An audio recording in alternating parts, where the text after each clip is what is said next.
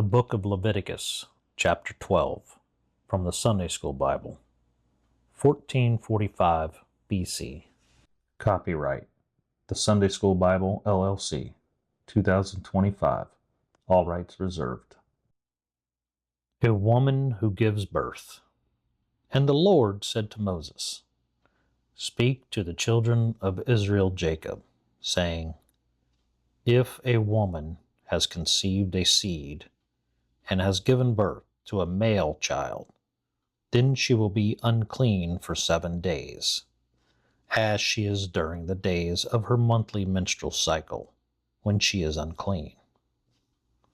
On the 8th day, the flesh of the male child's foreskin will be circumcised. Then the woman will continue in the blood of her purification for 33 days.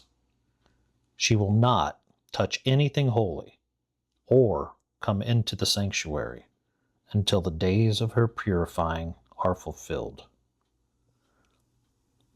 But if she bears a female child, then she will be unclean for 2 weeks, as in her menstrual cycle, and she will continue in the blood of her purification for 66 days.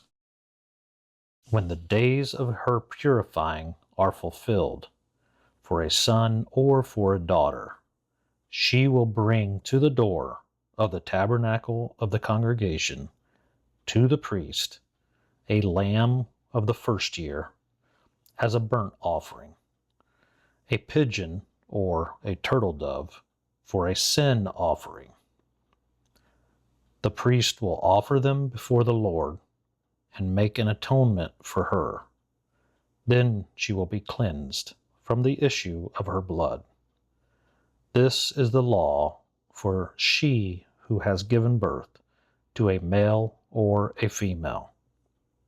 If she is not able to bring a lamb, then she will bring 2 turtle doves or 2 young pigeons, one for the burnt offering and the other for a sin offering. The priest will make an atonement for her, and she will be clean.